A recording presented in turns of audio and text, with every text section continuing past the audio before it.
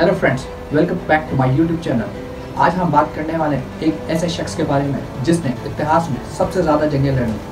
तो आए शुरू करते हैं आज की वीडियो। और अगर आपको ये वीडियो पसंद आए तो हमारे चैनल को ज़रूर लाइक करें और इसको सब्सक्राइब करें। तो चलें आए शुरू करते हैं आज की वीडियो।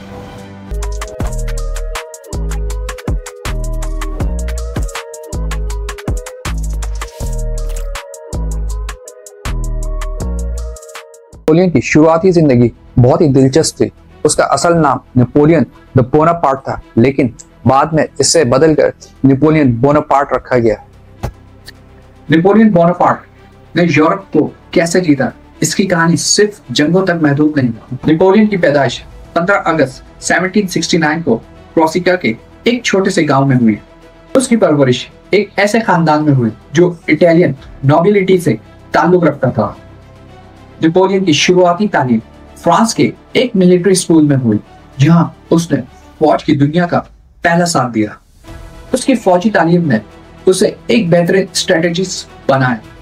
1785 में जब वो सिर्फ 16 साल का था, तब उसने आर्टिलरी में कमीशन हासिल किया। उस वक्त तक उसका इरादा था कि वो अपने मुल्क की फौज में एक अहम किरदार अदा करे। भले उसकी जिंदगी में बहुत सी चैलेंजेस आए, लेकिन नेपोलियन ने कभी हिम्मत नहीं हारी। फ्रेंच रेवोल्यूशन 1789 में शुरू हुआ, जो फ्रांस की समाजी और सियासी हालत को बदलने की कोशिश थी। इस इनकलाब ने नेपोलियन को एक मौका दिया अपने इरादों को हकीकत में तब्दील करने का। जब लोगों ने मोनार्ची के खिलाफ आवाज उठाई, नेपोलियन ने इस हालत का फायदा उठाया। उसने अपनी फौज को मोबिलाइज किया और जंग में शामिल हुआ। इस दौरान उसने अपनी लीडरशिप और स्ट्रेटेजी से सबको हैरान कर दिया। उसकी समझ और जज्बात ने उसे एक ऐसा लीडर बनाया जो हर मुश्किल में सामने आता रहा। नेपोलियन की पहली जंगें ऑस्ट्रिया और इटली में हुई। यहाँ उसकी शानदार स्ट्रेटेजी और लीडरशिप ने उसे फायदा दिलाया। नेपोलियन की पहली जंग ऑस्ट्रिया और इटली में हुई। यहाँ उसकी शानदार स्ट्रेटेजी और लीडरशिप ने उसे बहुत फायदा दिलाया। उसने अपने दुश्मनों को हराना शुरू किया। इस जंग में उसने बहुत से फौजी टैक्टिक्स इस्तेमाल किए। उसकी टैक्टिक्स में सरप्राइज अटैक्स और रैपिड मोबिलाइजेशन शामिल थी। उसने इटली की जंगें जीतकर वहां अपने दोस्तों का एक नया इत्तेहाद बनाया। ये जंगें नेपोलियन के लिए एक टर्निंग पॉइंट बन गया, जहां उसकी शनाख्त एक बेहतरीन फौजी लीडर के तौर पर हुई। उसने यूरोपियन कंट्रीज के मामलात को बेहतर बनाने की कोशिश की। उसकी अप्रोच ने वहां की रियासतों के दरमियान एक नया निजाम तय किया। उसने रिफॉर्म्स किए जो उनके समाजी और सियासी हालत को सुधारने में मददगार साबित हुए। इस तरह नेपोलियन ने अपने दोस्तों के साथ मिलकर यूरोप को एक नई सिमत दी। नेपोलियन की फौज की ताकत का राज उसकी ट्रेनिंग और स्ट्रेटेजीज में था। उसकी फौज को ट्रेनिंग देने का तरीका बिल्कुल नया था। उन्होंने अपने फौजी लोगों को डिसिप्लिन और वेल ट्रेन किया। उसकी फौज के सोल्जर्स को इनोवेटिव टैक्टिक्स सिखाई गई जो उन्हें जंगों में फायदा देती थी। नेपोलियन ने अपने फौजी ऑफिसर्स का भी ख्याल रखा, उनकी लीडरशिप स्किल्स को बेहतर बनाया। इस तरह से नेपोलियन की फौज की ताकत ने उन्हें यूरोप में एक डोमिनेंट शख्सियत बनाने में मदद दी। लेकिन हर शख्सियत की तरह नेपोलियन की भी गलतियां थी। उसकी सबसे बड़ी गलती थी रस कैंपेन 1812। जब नेपोलियन ने रशिया पर हमला किया तो उसने सोचा था कि ये आसान होगा, लेकिन हार्श विंटर और रशियन टैक्टिक्स ने उन्हें बहुत नुकसान पहुंचाया। इस कैंपेन ने उनकी फौज को कमजोर किया और उनकी शान को बहुत नुकसान पहुंचाया। इस वक्त तक नेपोलियन की गलतियों ने उन्हें हराया। उसकी गलतियों से सबको ये समझ आया कि हर जंग में सोच समझ कर कदम उठाना जरूरी है। उसकी कहानी सिर्फ जंगों तक महदूद नहीं, बल्कि उसने एक नया निजाम तय किया जो आज तक याद किया जाता है। आज भी जब हम लीडरशिप और स्ट्रेटेजी की बात करते हैं तो नेपोलियन का नाम सामने आता है। उसकी कहानी आज के लीडर्स के लिए एक मिसाल है। नेपोलियन की जिंदगी का एक अहम मोड़ 1799 में आया, जब उसने 18 बर्मायर का कूप किया। इस कूप ने उसे फ्रांस का सबसे बड़ा लीडर बना दिया। उसने फ्रांस की डिसऑर्गेनाइज्ड गवर्नमेंट को बेहतर बनाने की कोशिश की। नेपोलियन की मिलिट्री कैंपेन्स का सिलसिला इटालियन कैंपेन से शुरू होता है जो सन 1796 से सन 1797 तक चला। इस कैंपेन में उसने इटालियन स्टेट्स को जीतकर फ्रांस के कंट्रोल में कर लिया। ये उसकी मिलिट्री स्ट्रेटेजी की एक मिसाल थी जहां उसने दुश्मन के मुकाबले में चालाकी से तेजी से काम किया।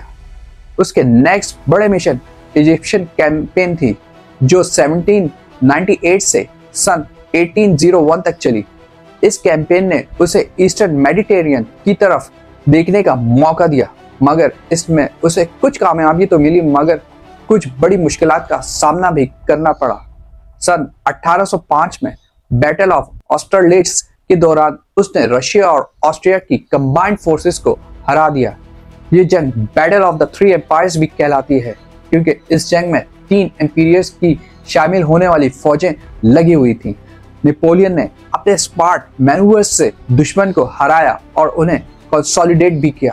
पेनिनसुलर वॉर जो सन 1808 से 1814 तक चली नेपोलियन की मिलिट्री हिस्ट्री का एक अहम हिस्सा थी। इस जंग में उसको स्पेन और पुर्तगाल की सरजमीन पर मुश्किलात का सामना करना पड़ा।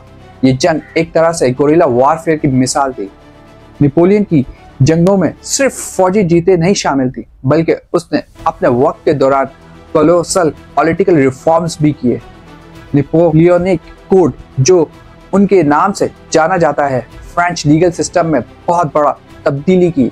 इस कोड ने इक्वालिटी बिफोर लॉ का कॉन्सेप्ट इंट्रोड्यूस किया और ये सिर्फ फ्रांस में नहीं बल्कि दूसरे मुल्कों में भी असर डालती है। उसने एजुकेशन को प्रमोट किया और बहुत से स्कूल्स और यूनिवर्सिटीज बनाई। इससे फ्रांस का एजुकेशनल सिस्टम बेहतर हुआ और लोगों को नए आइडियाज और स्किल सीखने का मौका मिला। नेपोलियन का डाउनफॉल शुरुआत सन 1812 में रशिया के इन्वेजन से होता है। उसने सोचा था कि ये जंग जल्दी खत्म हो जाएगी, पर हार्श विंटर और लॉजिस्टिकल इश्यूज की वजह से उसकी आर्मी को भारी नुकसान उठाना पड़ा।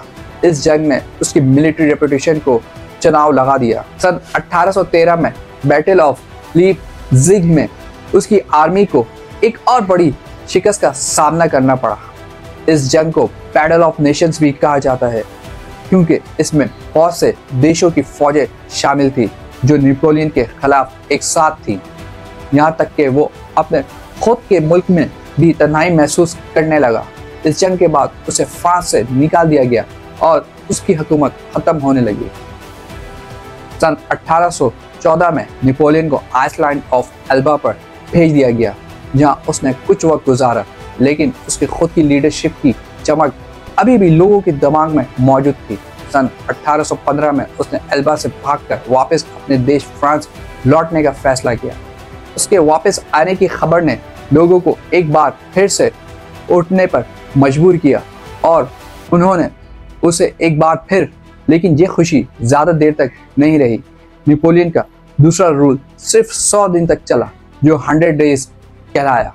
उसने अपने पुराने एनिमीज के खिलाफ एक और जंग की शुरुआत की जो आखिरकार 18 जून 1815 को बैटल ऑफ वाटरलू में आई।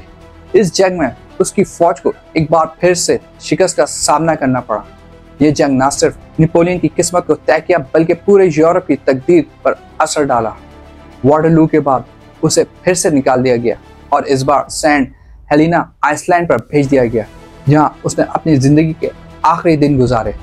उसकी मौत 5 मई 1821 को हुई, लेकिन उसकी यादों ने दुनिया को तस्वुर दिया कि किसी एक इंसान का असर इतना गहरा हो सकता है। नेपोलियन बोनापार्ट की लेगेसी का असर आज भी महसूस किया जाता है। उसकी मिलिट्री स्ट्रेटजीज अब भी स्टडी की जाती हैं।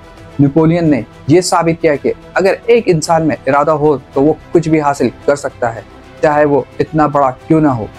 तो नेपोलियन की कहानी सिर्फ एक जनरल की कहानी नहीं बल्कि एक ऐसे लीडर की कहानी है जिसने अपने जीवन में बहुत बड़े गोल अचीव किए और दुनिया को एक नई सोच अता की। तो दोस्तों, ये थी नेपोलियन बोनापार्ट की स्टोरी। तो आप मुझे कमेंट्स में ज़रूर बताइएगा कि आपको ये स्टोरी कैसी लगी और हमारे चैनल को सब्सक्राइब करना ना भूलिएगा। तो अब तक के लिए आप अपना ख्याल रखिएगा। मुझे इजाज़त दें। अल्लाह हाफ़िज़।